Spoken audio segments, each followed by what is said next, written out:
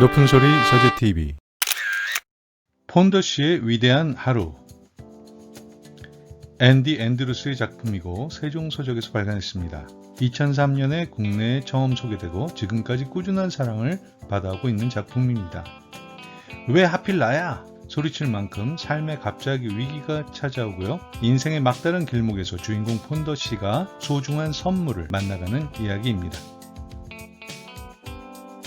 원 제목은 The Traveler's Gift, 시간과 공간을 초월한 역사 여행을 통해서 삶의 선물을 받는 이야기입니다. 역사적 사건들을 기초한 스토리텔링 형식이라 재밌습니다. 주옥같은 문장들이 많은 것도 이 책의 장점이죠. 꼭 한번 읽어보시면 좋겠습니다. 자, 책 속으로 함께 들어가 보실까요?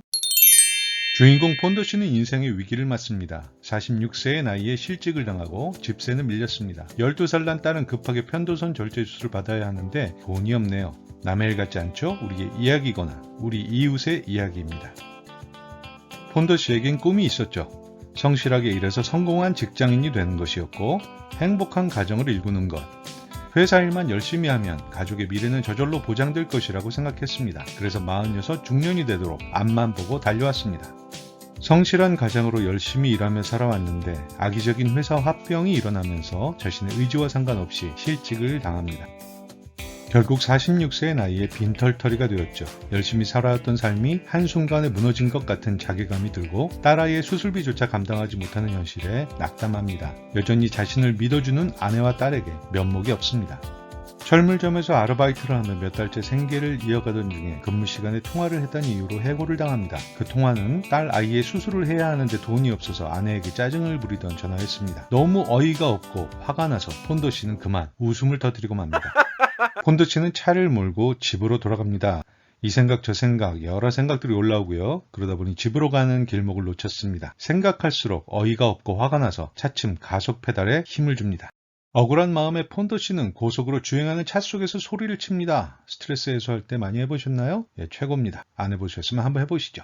왜 이런 모든 일이 나에게만 벌어지는 거지? 왜 나냐고! 미친 듯이 달리던 차가 참나무를 들이받습니다. 꺼져가는 의식 속에서도 폰더시가 말합니다. 제발 하느님, 왜 하필이면 나란 말입니까? 폰더시의 의식은 어둠의 블랙홀 속으로 사라져갑니다. 놀랍게도 폰더시를 기다리고 있던 것은 역사적 인물들을 만나는 시간여행이었습니다. 역사적 인물로부터 삶의 원포인트 레슨을 받게 됩니다. 이렇게 폰더시의 여행이 시작되었고 삶의 멘토 7사람을 만납니다. 트루먼, 솔로몬, 체인벌린, 콜럼버스, 안네 프랑크, 링컨, 가브리엘. 놀랍게도 이들은 폰더가 자신을 찾아오리라는 것을 알고 있었습니다. 다른 사람들의 눈에는 폰더시가 보이지 않았지만 이들은 폰더시를 알아보았습니다. 이것은 꿈이었을까요? 아니면 현실이었을까요? 꿈인지 현실인지보다 중요한 것은 무엇을 배웠느냐입니다. 폰더시가 만난 첫 번째 멘토, 미국의 대통령 해리 트루먼입니다. 1945년 2차 대전의 막바지에서 포츠담에서 회의가 열립니다. 이 회의에서 일본 본토의 원자폭탄을 투하할 것이 결정되고 한 달여 뒤에 전쟁이 종식됩니다. 자신의 결정에 따라서 수많은 생명이 오가는 상황. 자, 이런 속에서 트루먼의 마음이 많이 무거웠을 것입니다. 자신의 결정에 대해서 오롯이 책임질 것을 선택하는 트루먼, 폰더시에게 책임지는 것에 대해서 멘토링을 하게 됩니다. 책임지는 것에 대한 소신을 가지고 살아온 트루먼, 폰더시에게 이렇게 이야기해 줍니다. 우리는 모두 우리가 선택한 상황 속에 있는 걸세. 아주 오래전부터 자네는 수많은 선택을 했고 그것이 모여서 오늘날의 상황을 만들어낸 거라네. 그러니 앞으로 그건 내 잘못이 아니야 라는 말은 절대로 해서는 안 되네. 자신의 현재 상황에 대해 총체적 책임을 지지 않는 한 그 사람에게는 앞으로 나아갈 전망이 전혀 없어. 폰더시는 트루먼으로부터 쪽지를 건네받습니다. 그리고 이 쪽지를 펴서 읽으면 다른 차원으로 여행이 시작된다는 안내를 받습니다. 그 쪽지에는 이렇게 써 있습니다. 공은 여기서 멈춘다. 지금 이 순간부터 나는 나의 과거에 대하여 총체적인 책임을 진다. 결단을 내려야 할 상황이 되면 반드시 결단을 내리겠다. 하느님께서 나에게 늘 올바른 결단을 내릴 수 있는 능력을 주셨다고 생각하지는 않는다. 하지만 일단 결단을 내리는 능력과 또 잘못된 결단을 내렸을 경우 그것을 시정하는 능력은 주셨다고 생각한다. 역경은 위대함으로 가는 예비 학교이다. 나는 이 예비 과정에 입학한다. 왜 하필이면 나지? 라는 질문을 던지고 싶을 때 나에게는 안 된다는 법이 어디 있나? 라고 답변하겠다. 나는 내 선택과 결정과 성공에 대하여 책임을 진다.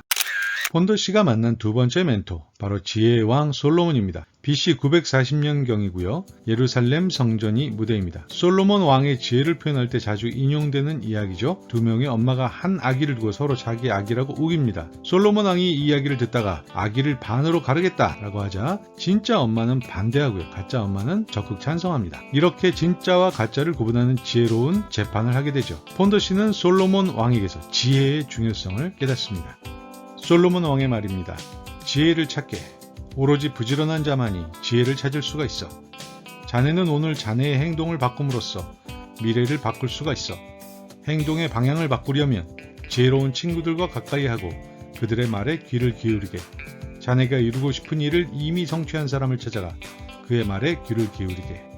솔로몬 왕과 헤어지고 나서 폰도 씨는 쪽지를 펼쳐듭니다. 그 쪽지에는 이렇게 써 있습니다. 나는 지혜를 찾아 나서겠다. 나는 지혜를 적극적으로 찾아 나서겠다. 나의 과거는 결코 바꿀 수 없지만 오늘 내 행동을 바꿈으로써 나의 미래를 바꿀 수 있다. 나는 지혜를 찾겠다. 나는 조심스럽게 내 친구들을 선택하겠다. 내가 닭을 친구로 사귄다면 나는 땅을 후벼 파며 빵 부스러기를 쪼아먹는 법을 배울 것이다. 만약 독수리와 버탄다면 나는 하늘 높이 나는 법을 배울 것이다. 나는 다른 사람들에게 봉사하는 사람이 되겠다. 내가 겸손한 자세로 남들에게 봉사하면 그들의 지혜를 저절로 얻게 될 것이다.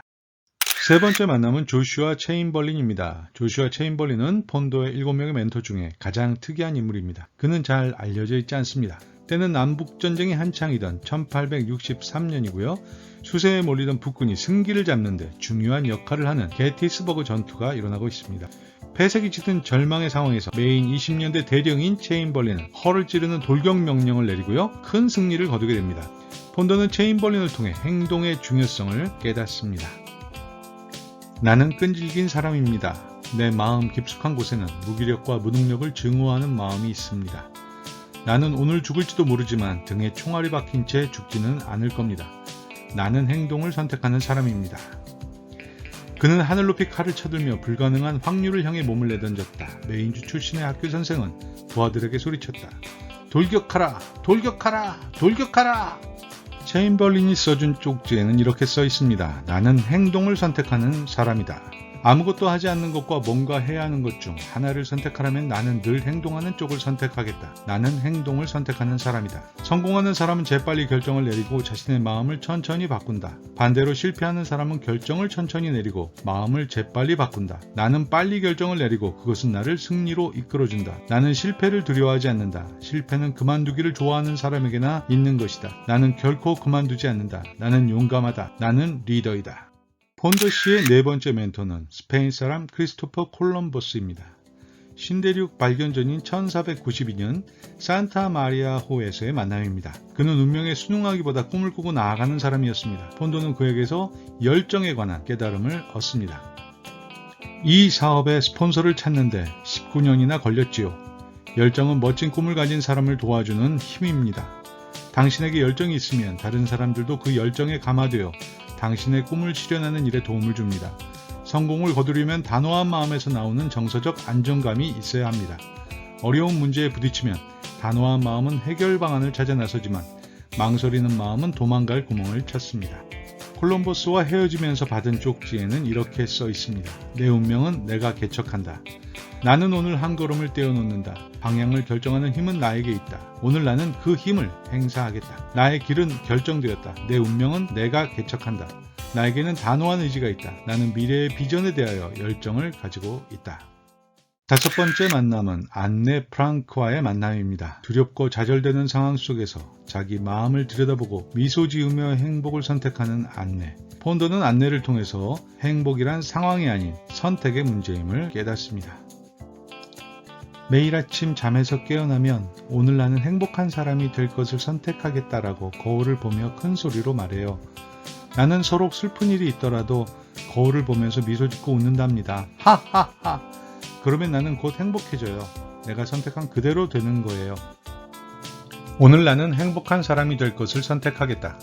행복은 선택이다. 오늘 나는 행복한 사람이 될 것을 선택하겠다. 웃음은 열정의 표현이다. 나는 열정이 세상을 움직이는 연료라는 것을 안다. 나는 하루 종일 웃는다. 내가 웃음을 갖고 있기 때문에 사람들은 내게 끌린다. 이 세상은 열정적인 사람들이 이끌어간다. 나는 행복하기 때문에 노래 부르는 것이 아니라 노래 부를 수 있기 때문에 행복하다. 내가 미소 짓기를 선택할 때 나는 내 감정의 주인이 된다. 낙담, 절망, 공포는 내 미소 앞에서 다 사라져 버린다. 여섯 번째 만남은 에이브럼 링컨 대통령입니다. 게티스버그 전투에서 체인벌린을 만나고 4달이 지난 11월, 링컨은 게티스버그의 국립묘지 헌정식을 하는데요. 거기서 유명한 연설을 남깁니다. 국민에 의한, 국민을 위한 정부, 총칼로 갈라진 가슴에 용서의 중요성을 누구보다 절실히 느꼈던 링컨이었습니다. 정적들이 나를 원숭이 혹은 광대라고 부를 때마다 감정이 상했다면 나는 어떻게 되었겠나? 나는 내가 해결하기 위해 이 지상에 온 그 일을 착수조차 하지 못했을 거야. 자네의 꿈을 현실로 바꾸어주고 자네의 미래를 위해 도와주는 힘은 용서라는 걸 잊지 말게. 자신에게 화를 내지 말고 용서하게. 그리고 다시 시작하게. 링컨이 남긴 쪽지입니다. 나는 매일 용서하는 마음으로 오늘 하루를 맞이하겠다. 용서하는 것으로 나는 버거웠던 과거의 악마들을 모두 물리친다. 그리고 나 자신 속에 새로운 마음, 새로운 시작을 창조한다. 나는 매일 용서하는 마음으로 오늘 하루를 맞이하겠다. 나는 나의 용서를 빌지 않는 사람들조차도 용서하겠다. 나의 목표와 꿈을 비판하는 사람들은 내 인생의 높은 목적을 이해하지 못하는 사람들이다. 나는 그들의 비전 없음을 용서하고 나의 앞길로 나아간다. 마지막 7번째 만남은 대천사 가브리엘과의 만남입니다. 존재할 뻔했던 것들의 창고를 구경을 하지요. 가브리엘이 안타까워합니다. 거의 이길 뻔한 게임을 놓친 사람들에 대해서. 그래서 폰도 씨는 깨닫습니다. 삶에는 믿음이 필요하구나. 모든 사람의 행동은 믿음과 두려움 중 하나로부터 비롯됩니다. 믿음의 포상은 궁극적으로 자신이 믿는 것을 보게 되는 것이죠. 인생의 비극은 지는 것이 아니라 거의 이길 뻔한 게임을 놓치는 것입니다. 가브리엘에게서 받은 마지막 쪽지입니다. 나는 어떠한 경우에도 물러서지 않겠다. 오늘 나는 어떠한 경우에도 물러서지 않는 것을 선택한다. 나는 결과에 집중하면서 그 과정이 즐겁지 않더라도 개의치 않겠다. 운동선수는 훈련의 고통을 즐기지 않고 완수했다는 결과를 즐긴다.